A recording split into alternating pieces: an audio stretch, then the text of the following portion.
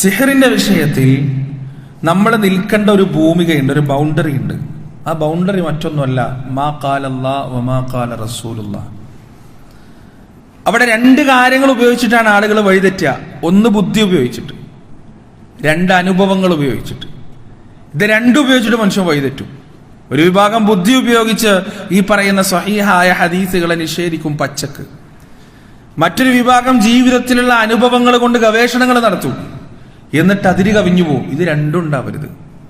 എന്താണോ അള്ളാഹുവും റസൂലും പറഞ്ഞത് സിഹറിന്റെ വിഷയത്തിൽ, അതിൽ നിൽക്കാൻ നമ്മൾ തയ്യാറാവണം. ഇപ്പൊ നമ്മളൊരാളെ നോക്കിയിട്ട് നിനക്ക് സിഹർ ബാധിച്ചിട്ടുണ്ട് എന്ന് പറയാൻ നമുക്ക് സാധ്യമല്ല. നീ സിഹർ ബാധിതനാണ് എന്ന് പറയാൻ പലപ്പോഴും പല കുടുംബ ബന്ധങ്ങളും തെറ്റുന്നത് എവിടെയെന്നറിയോ? എവിടെങ്കിലും പോയിട്ട് ഏതെങ്കിലും ഒരു കണിയാന്റെ അടുത്തോ ഇതുപോലെയുള്ള കള്ളന്മാരെടുത്തോ തട്ടിപ്പുകാരെടുത്തോ പോയിട്ട് പ്രശ്നങ്ങൾ പറയും. പറയും ഇന്ന സ്ഥലത്ത് ഇന്ന ആള് എന്തോ കുഴിച്ചിട്ടിട്ടുണ്ട്, അതാണ് നിനക്ക് പ്രശ്നം. ഇവനാരത് പറയാൻ? ഇവൻ എങ്ങനെ സാധിക്കുന്നത് പറയാൻ? ഒരു മുസ്ലിമിന് സിഹറിന്റെ വിഷയത്തിൽ ഉണ്ടാകേണ്ട നിലപാട് എന്താണ് പ്രിയപ്പെട്ടവരെ? ശരിക്കും മനസ്സിലാക്കണം. നമ്മൾ വീടിന്റെ പുറത്ത് അലിഫും ബാവും താവും എഴുതി വെച്ച ഒരു മുട്ട കണ്ടാൽ പേടിച്ചരളേണ്ടവനല്ല ഒരു മുസ്ലിം. വീടിന്റെ പുറത്ത് ഉറുക്കുകൾ കൊണ്ട് വളരെ ഭദ്രമായി പൂട്ടിവെച്ച ഒരു കുപ്പി കണ്ടാൽ, ഒരു ഡബ്ബ കണ്ടാൽ അസ്വസ്ഥനാവേണ്ടവനല്ല മുസ്ലിം, ഭയപ്പെടേണ്ടവനല്ല മുസ്ലിം. അവൻ അള്ളാഹുവിനെ മാത്രം ഭയപ്പെടേണ്ടവനാണ്. എന്താണ് ഖുർആനിൽ അള്ളാഹു പറയാൻ പറഞ്ഞത്? ഖുൽ ലൻ യുസീബനാ ഇല്ലാ മാ കതബല്ലാഹു ലനാ ഹുവ മൗലാനാ വഅലല്ലാഹി ഫല്യതവക്കലിൽ മുഅ്മിനൂൻ. നബിയെ പറയുക, മുസ്ലിം ഉമ്മത്തിലെ ഓരോ വ്യക്തികളോടും പറയുക, ലൻ യുസീബനാ, ഞങ്ങൾക്ക് ബാധിക്കുകയില്ല, ഇല്ലാ മാ കതബല്ലാഹു ലനാ, ഞങ്ങളുടെ റബ്ബ് ഞങ്ങൾക്ക് എഴുതിയതല്ലാതെ വിധിച്ചതല്ലാതെ, ഹുവ മൗലാനാ, അവനാണ് ഞങ്ങളുടെ രക്ഷാധികാരി, അവനാണ് ഞങ്ങളുടെ മേൽനോട്ടക്കാരൻ, അവനാണ് ഞങ്ങളുടെ യജമാനൻ. വഅലല്ലാഹി ഫല്യതവക്കലിൽ മുഅ്മിനൂൻ. അതുകൊണ്ട് മുഅ്മിനീങ്ങൾ അല്ലാഹുവിൽ ബരമേൽപ്പിച്ചുകൊള്ളുക. അപ്പൊ മുഅ്മിനീങ്ങളെ സംബന്ധിച്ചിടത്തോളം അല്ലാഹു സുബ്ഹാനഹു വ തആല കൃത്യമായ പ്രൊട്ടക്ഷൻ ക്രൈറ്റീരിയാസ് പറഞ്ഞു തന്നിട്ടുണ്ട്. രാവിലെയും വൈകുന്നേരവുമുള്ള കൃത്യമായ അദ്കാറുകൾ ചൊല്ലുക, അദ്കാറു സ്വബാഹ് വൽ മസാ കൃത്യമായി ചൊല്ലുക.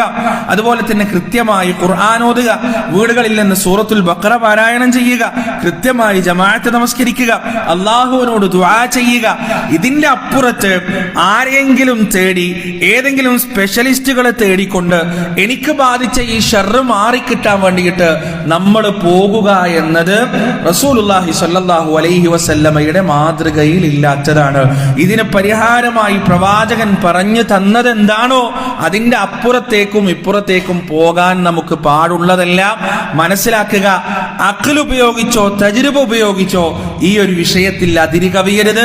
ഈ രണ്ട് വിഷയങ്ങൾ ഉപയോഗിച്ചുകൊണ്ടാണ് സിഹറിന്റെ വിഷയത്തിൽ ആളുകൾ അതിരി കവിയുക. അവിടെ പ്രവാചകൻ എന്താണോ നമുക്ക് പഠിപ്പിച്ചത് അവിടെ നിൽക്കുക, അതിന്റെ അപ്പുറത്തും ഇപ്പുറത്തും ഇല്ല.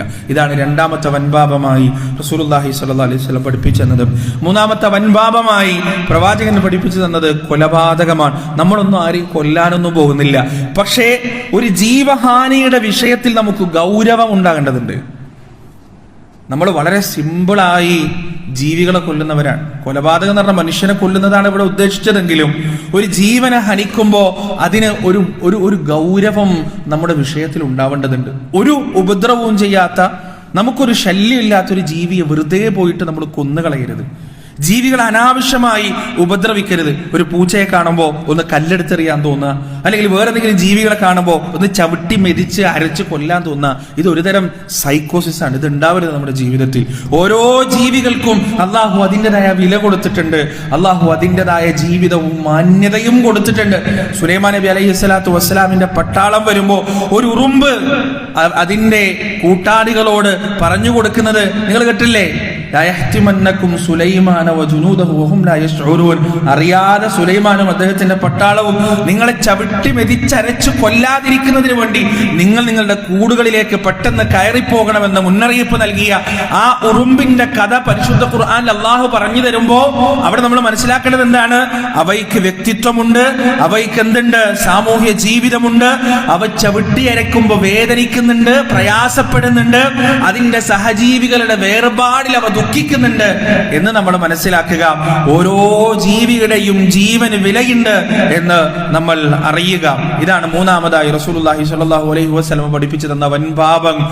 ഹക്കല്ലാത്ത രൂപത്തിൽ, സത്യമല്ലാത്ത രൂപത്തിൽ അള്ളാഹു നൽകിയ ജീവൻ ഹനിച്ചു കളയുക, മനുഷ്യരെ കൊന്നുകളയുക. നാലാമതായി പ്രവാചകൻ സ്വല്ലല്ലാഹു അലൈഹി വസല്ലമ നമുക്ക് പഠിപ്പിച്ചു തന്നത് പലിശയാണ്. ഉമ്മത്തിന് തീരെ ഗൗരവമില്ലാത്തൊരു വിഷയമാണ്. നിങ്ങളൊന്ന് ആലോചിച്ച് നോക്ക്, ഒരു കള്ളിഷാപ്പിന്റെ പുറത്ത്, ഒരു ബീവറേജിന്റെ പുറത്ത് തട്ടൊട്ട് പർദ്ദയിട്ട് കുറച്ച് ആളുകൾ ക്യൂ നിൽക്കുന്നത് കണ്ടാൽ അത് പിറ്റേ ദിവസം അതിന്റെ ഫോട്ടോ വൈറലാവൂലേ? ആവൂലേ? സംശയത്തിന്റെ കാര്യത്തിൽ നിങ്ങൾക്ക് പർദ്ദയും തട്ടൊക്കെ ഇട്ടിട്ട് ഒരു 3-4 പെണ്ണുങ്ങൾ ഇങ്ങനെ ബീവറേജിന്റെ മുന്നിൽ ക്യൂ നിൽക്കുക കള്ള് വാങ്ങിക്കാൻ വേണ്ടിയിട്ട്. നമുക്ക് ആ കാഴ്ച സഹിക്കാൻ കഴിയോ? നമുക്കത് ടോളറേറ്റ് ചെയ്യാൻ പറ്റുമോ? എന്നാലോ ബാങ്കിന്റെ മുന്നിൽ പോയിട്ട് ഈ പറയുന്ന പർദ്ദയും തട്ടവും നിക്കാബും ഒക്കെ ഇട്ടിട്ട് ക്യൂ നിൽക്കുന്നതിന് നമ്മുടെ പെണ്ണുങ്ങൾക്കും പ്രശ്നമില്ല, ആണുങ്ങൾക്കും പ്രശ്നമില്ല, ഖൗമിനും പ്രശ്നമില്ല. അതിനൊരു മൗനാനുവാദമാണ്. ബാങ്കിൽ പോയിട്ട് സ്വർണം പണയം വെക്കാൻ വേണ്ടിയിട്ട് അവിടെ പോയി ക്യൂ നിൽക്കാണെന്ന് യാതൊരു കുഴപ്പമില്ല, യാതൊരു പ്രശ്നവുമില്ല. അതൊക്കെ അക്സെപ്റ്റഡ് ആണ്, അതൊക്കെ മൗനാനുവാദം നൽകപ്പെട്ട സംഗതികളാണ്. പ്രിയപ്പെട്ടവരെ, ഈ ഉമ്മത്തിന് ഇത്രയേറെ ഇസ്സത്ത് നഷ്ടപ്പെട്ടുകൊണ്ടിരിക്കുന്നത് സാമ്പത്തിക വിഷയങ്ങളിൽ സൂക്ഷ്മത ഇല്ലാതാവുമ്പോഴാണ്. നമ്മൾ ശരിക്കും മനസ്സിലാക്കുന്നത്, പലിശയുമായി നമ്മൾ ഇടപഴകുന്ന ആ നിമിഷം അള്ളാഹുവിന്റെ എല്ലാ ബർക്കത്തും നമ്മുടെ ജീവിതം നഷ്ടപ്പെടും. എന്താ? ഫഇല്ലം തഫഅലു ഫഅ്ദനു ബിഹർബിൻ മിനല്ലാഹി വറസൂലിഹി. നിങ്ങൾ ഇത് ചെയ്താൽ, നിങ്ങൾ പലിശയുമായി ഇടപെട്ടാൽ നിങ്ങൾ മനസ്സിലാക്കുക, അള്ളാഹുവും അവന്റെ റസൂലും നിങ്ങളോട് യുദ്ധം പ്രഖ്യാപിച്ചിരിക്കുന്നു. രാത്രി 1 മണിക്ക് എണീറ്റിട്ട് 2 മണിക്കൂർ തഹജ്ജുദ് നിസ്കരിച്ചിട്ട് അരമണിക്കൂർ കൈ ഉയർത്തി കരഞ്ഞ് കരഞ്ഞ് കരഞ്ഞ് പ്രാർത്ഥിച്ചാലും പ്രാർത്ഥനയ്ക്ക് ഉത്തരം കിട്ടോ? കാരണം യുദ്ധം പ്രഖ്യാപിച്ചിട്ടുണ്ട് റബ്ബുമായിട്ട്, പടച്ചോനായിട്ട് യുദ്ധം പ്രഖ്യാപിച്ചിട്ടുണ്ട്. എന്നിട്ട് അള്ളാന്റെ മുന്നിൽ കൈ നീട്ടിയിട്ട് എന്താണ് കാര്യം? മക്കൾ മയക്കുമരുന്ന് ഉപയോഗിക്കാൻ തുടങ്ങി, MDM ഉപയോഗിക്കാൻ തുടങ്ങി, ഉപയോഗിക്കും, എല്ലാം ഉപയോഗിക്കും. പ്രണയത്തിൽ പെടും, വൃത്തികേടിൽ പെടും, അടിപിടി കേസിലുണ്ടാവും. ഈ പറയുന്ന തരത്തിലുള്ള എല്ലാ തോന്നിയാസങ്ങൾക്കും മക്കൾ പോകും. എന്താ കാരണം? പടച്ചോനായിട്ടാണ് യുദ്ധം പ്രഖ്യാപിച്ചിരിക്കുന്നത്. അള്ളാഹുവിന്റെ ശത്രുപക്ഷത്താണ്. അള്ളാഹുവിന്റെ തിരുത്തൽ അവന്റെ ഭാഗത്ത് ഉണ്ടാവില്ല നിന്റെ മക്കൾക്ക്. കാരണം എന്താണ്? അള്ളാഹുവിനെ നീ ശത്രുപക്ഷത്ത് വെച്ചിരിക്കാണ്. രക്ഷപ്പെടില്ല പ്രിയപ്പെട്ടവരെ, രക്ഷപ്പെടില്ല. അതുകൊണ്ട് പലിശ എന്ന മഹാപാപത്തിൽ നിന്ന് മാറി നിൽക്കാൻ നമ്മൾ തയ്യാറാവേണ്ടതുണ്ട്. അടുത്തതായി റസൂലുള്ളാഹി സ്വല്ലല്ലാഹു അലൈഹി വസല്ലം അഞ്ചാമതായി പഠിപ്പിച്ചു തന്നത് യതീമിന്റെ ധനമാണ്. യതീമിന് അവകാശപ്പെട്ട ധനം ഏതെങ്കിലും ഒരു രൂപത്തിൽ നമ്മുടെ പോക്കറ്റിലേക്കോ നമ്മുടെ ധനത്തിലേക്കോ വന്നു കഴിഞ്ഞാൽ, ഇന്നല്ലദീന യഅകുലൂന അംവാലൽ യതാമാ ദുൽമൻ ഇന്നമാ യഅകുലൂന ഫീ ബുതൂനിഹിം നാറാ വസയസ്ലൗന സഈറാ. നിശ്ചയം യതീമിന്റെ സമ്പത്ത് അന്യായമായി ഭക്ഷിക്കുന്നവൻ, അവന്റെ അവരുടെ വയറുകളിൽ അവർ ഭക്ഷിക്കുന്നത് നരകത്തിലെ തീയാണ്, അഗ്നിയാണ്. അവർ വൈകാതെ നരകത്തിലിട്ട് കരിക്കപ്പെടുമെന്നാണ് അല്ലാഹു സുബ്ഹാനഹു വ തആല പറഞ്ഞിട്ടുള്ളത്. അതുപോലെ തന്നെ അടുത്തതായി ആറാമതായി റസൂലുള്ളാഹി സ്വല്ലല്ലാഹു അലൈഹി വസല്ലം നമുക്ക് പഠിപ്പിച്ചു തന്നത് യുദ്ധത്തിൽ തിരിഞ്ഞോടൽ എന്നാണ്. യുദ്ധവുമായി ബന്ധപ്പെട്ട് ഇസ്ലാമിന് ചില നിലപാടുകളുണ്ട്. ഇസ്ലാം, പ്രവാചകൻ സ്വല്ലല്ലാഹു അലൈഹി വസല്ലം ഒരു യുദ്ധക്കൊതിയനല്ല.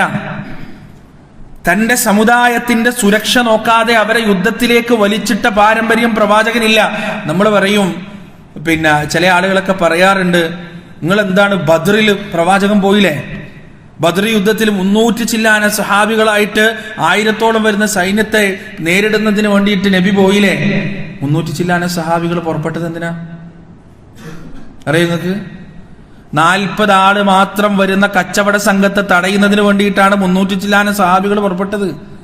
അല്ലാണ്ട് ആയിരക്കണക്കിന് വരുന്ന സൈന്യത്തെ നേരിടാൻ വേണ്ടിയിട്ടല്ല. ശരിക്കും മനസ്സിലാക്കണത്, 40 ആളെ തടയുന്നതിന് വേണ്ടി അതിന്റെ 8 ഇരട്ടിയോളം വരുന്ന ആളുകളെയുമായിട്ടാണ് പ്രവാചകൻ സ്വല്ലല്ലാഹു അലൈഹി വസല്ലം ഇറങ്ങിത്തിരിച്ചത്. എന്താ കാരണം? മുസ്ലിമിന്റെ ജീവന് വിലയുണ്ട്. മുസ്ലിമിന്റെ ജീവിതത്തിന് വിലയുണ്ട്. വെറുതെ കൊണ്ടുപോയി ബലി കൊടുക്കാനുള്ളതല്ല മുസ്ലിം ഉമ്മത്തിന്റെ ജീവൻ. അതുകൊണ്ട് യുദ്ധത്തിന്റെ വിഷയത്തിൽ ഇസ്ലാമിന്റെ നിലപാട് എന്താണ്? ഏത് പക്ഷത്തായാലും പരമാവധി കാഷ്വാലിറ്റി കുറക്കാന്നുള്ളതാണ്. സംഘട്ടനങ്ങൾ ഒഴിവാക്കുക, പോരാട്ടങ്ങൾ ഒഴിവാക്കുക. അതുകൊണ്ടാണ് ഹുദൈബിയ സന്ധിക്ക് റസൂലുള്ളാഹി സ്വല്ലല്ലാഹു അലൈഹി വസല്ലമക്ക് നേരെ സ്വഹാബികൾക്കിടയിൽ നിന്ന് പോലും വിയോജിപ്പ് ഉയർന്നു വന്നത്. ഹുദൈബിയ സന്ധി നമ്മളൊന്ന് വായിച്ചു നോക്കണം. ഇന്നത്തെ കാലഘട്ടത്തിലെ ആവേശ കമ്മിറ്റിക്കാർ ഹുദൈബിയ സന്ധി ശരിക്കട്ട് വായിച്ചാൽ പറയും, എന്തിനാ റസൂൽ ഇങ്ങനെയൊക്കെ ചെയ്തത്, എന്തിനാണ് ഇമ്മാതിരിയൊക്കെ എന്ന് പറഞ്ഞു പോവും. ഹുദൈബിയ സന്ധി എന്തായിരുന്നു? സമാധാനത്തോടെ രണ്ട് രാജ്യത്ത് ജീവിക്കാനുള്ള കരാറായിരുന്നു അത്. അതിനുവേണ്ടി ആ സമാധാനം പുലർന്നു കാണുന്നതിന് വേണ്ടി വലിയ വിട്ടുവീഴ്ച നൽകാൻ റസൂലുള്ളാഹി സ്വല്ലല്ലാഹു അലൈഹി വസല്ലമ തയ്യാറായി എന്നതാണ്. നമ്മളൊരു വഴിയിലൂടെ സഞ്ചരിച്ചാൽ നമ്മുടെ ശത്രുവിനെ കണ്ടുമുട്ടാൻ സാധ്യതയുണ്ടെങ്കിൽ ആ വഴിയിലേ നമ്മൾ പോകരുത് എന്നാണ് പ്രവാചകൻ പറഞ്ഞത്. അല്ലാണ്ട് ഓനാരാ, ഓനെ കാണട്ടെ, ഞാൻ ആരാന്ന് കാണിച്ചു കൊടുക്കാം, എനിക്കങ്ങനെ പേടിയൊന്നുമില്ല, ഞാനങ്ങനെ ഭീരൊന്നുമല്ല എന്ന് പറഞ്ഞ് ആ വഴിയിലെ സഞ്ചരിച്ച് ഒരു സംഘട്ടനം സൃഷ്ടിക്കാൻ ഇസ്ലാം നമുക്ക് പഠിപ്പിച്ചിരുന്നില്ല. എന്നാൽ ഒരു ശത്രുവിന്റെ മുന്നിൽ എത്തിപ്പെട്ടാൽ ഒരടി പിന്നോട്ട് വെക്കരുത് എന്ന കർക്കശമായ നിർദ്ദേശം റസൂലുള്ളാഹി സ്വല്ലല്ലാഹു അലൈഹി വസല്ലം നൽകുന്നു. ഒരു ശത്രുവിനെ കണ്ടുമുട്ടേണ്ടി വന്നാൽ, ഒരു സംഘട്ടനത്തിൽ ഏർപ്പെടേണ്ടി വന്നാൽ, ദീനിന്റെ വിഷയത്തിൽ ഒരു പോരാട്ടത്തിൽ ഏർപ്പെടേണ്ടി വന്നാൽ അതിൽ നിന്ന് പിന്നെ പിന്തിരിഞ്ഞോട്ടമില്ല. രണ്ട് കാര്യം മാത്രമേ ഉള്ളൂ, ഒന്നുകിൽ വിജയം അല്ലെങ്കിൽ മരണം. ഇത് രണ്ടല്ലാത്ത മറ്റൊന്ന് ഇസ്ലാമിക യുദ്ധത്തിലില്ല. മൂന്നാമതായി യുദ്ധത്തിൽ നിന്ന് പിന്തിരിഞ്ഞോടാൻ ആരെങ്കിലും തയ്യാറായാൽ അത് വൻ പാപത്തിലാണ് അള്ളാഹുവിന്റെ റസൂൽ സല്ലല്ലാഹു അലൈഹി വസല്ലമ നമുക്ക് എണ്ണിപ്പഠിപ്പിച്ചു തന്നത്. അവസാനമായി ഏഴാമതായി റസൂലുള്ളാഹി സ്വല്ലല്ലാഹു അലൈഹി വസല്ലമ നമുക്ക് പഠിപ്പിച്ചു തന്നത് വ്യഭിചാരാരോപണമാണ്. മുഹ്സനാത്തുകളായ സ്ത്രീകളെ കുറിച്ച് അവർക്കെതിരെയുള്ള വ്യഭിചാരാരോപണമാണ്. പ്രിയപ്പെട്ടവരെ, എത്രത്തോളം ഒരു പെണ്ണിന്റെ മനസ്സ് ഈ ഒരു വിഷയത്തിൽ വേദനിക്കുമെന്ന് അതനുഭവിച്ച ആൾക്ക് മാത്രമേ തിരിച്ചറിയാൻ സാധിക്കുകയുള്ളൂ. നമ്മുടെ ഉമ്മ ആയിഷ റളിയല്ലാഹു അൻഹ അത് അനുഭവിച്ചവരാണ്, ആ വേദന അനുഭവിച്ചവരാണ്. ദിവസങ്ങളോളം കരഞ്ഞ് കരഞ്ഞ് കരഞ്ഞ് കരഞ്ഞ് കരഞ്ഞ് പ്രവാചകൻ സ്വല്ലല്ലാഹു അലൈഹി വസല്ലമയുടെ പെരുമാറ്റത്തിലെ മാറ്റം കണ്ട് ഹൃദയം വേദനിച്ച് ഹൃദയം പൊട്ടി പ്രയാസപ്പെട്ട് അവസാനം അല്ലാഹു സുബ്ഹാനഹു വ തആല തിരുത്തി കൊടുക്കുന്നത് വരെ സംശയത്തിന്റെ നിഴലിൽ നിൽക്കേണ്ടി വന്ന, ഒരു കറ പോലും ജീവിതത്തിലില്ലാത്ത, ഒരു പാപക്കറ പോലും ജീവിതത്തിലില്ലാത്ത, തന്റെ ബാല്യകാലം തൊട്ട് ഇസ്ലാമിന്റെ അധ്യാപനങ്ങൾക്ക് വേണ്ടി പ്രിപ്പയർ ചെയ്ത് ഒരുങ്ങി അള്ളാന്റെ റസൂലിന്റെ മരണശേഷം പതിറ്റാണ്ടുകളോളം ഉമ്മത്തിന്റെ അധ്യാപകയായി കഴിഞ്ഞുകൂടിയ നമ്മുടെ പ്രിയപ്പെട്ട ഉമ്മ ആയിഷ റളിയല്ലാഹു അൻഹക്കെതിരെ പോലും ആരോപണങ്ങൾ, വ്യഭിചാരാരോപണങ്ങൾ ഉണ്ടായിട്ടുണ്ടെങ്കിൽ പിന്നെ ജനങ്ങളുടെ കാര്യം പറയണോ? അത് ഏതാ ഉമ്മത്ത്? ഖൈറുൽ ഖുറൂനി ഖർനി എന്ന് നബി സല്ലല്ലാഹു അലൈഹി വസല്ലമ പറഞ്ഞ 1-ാം നൂറ്റാണ്ടുകാർക്കിടയിൽ നിന്നാണ് അത് ഉണ്ടായിട്ടുള്ളത്. അതുകൊണ്ട് പ്രിയപ്പെട്ടവർ, അത് വൻ പാപമാണ്. കാരണം എന്താ അറിയോ? നമ്മള് ഒരു പെണ്ണിനെ കുറിച്ചുള്ള ആരോപണം നമ്മൾ ഷെയർ ചെയ്താൽ കാട്ടുതീ പോലെ അത് പരക്കും. ഒരു വ്യക്തിക്ക് നമ്മൾ അയച്ചു കൊടുത്തു കഴിഞ്ഞാൽ ആ വ്യക്തിയുടെ വാട്സപ്പിലുള്ള എല്ലാ ഗ്രൂപ്പുകളിലേക്കും ത്വരയോടുകൂടി അയാളത് ഷെയർ ചെയ്യും. എന്നാൽ ആ പെണ്ണ് നിരപരാധിയാണെന്നുള്ള വാർത്ത നിങ്ങൾക്ക് കിട്ടിയിട്ട് ആ വാർത്ത ഈ പറയുന്ന ആൾക്ക് നിങ്ങൾ ഷെയർ ചെയ്ത് കൊടുത്താൽ ഓനത് പ്രചരിപ്പിക്കാൻ വലിയ മൂടൊന്നും ഉണ്ടാവില്ല, വലിയ ഇൻട്രസ്റ്റ് ഒന്നും ഉണ്ടാവില്ല. 10,000 ആളുകളിലേക്ക് ആ ഒരു ആരോപണം എത്തപ്പെട്ടുവെങ്കിൽ അതിനെ തിരുത്താൻ നിങ്ങൾ ശ്രമിച്ചാൽ 100 പേരിലേക്ക് പോലും നിങ്ങൾക്കത് എത്തിക്കാൻ കഴിയില്ല.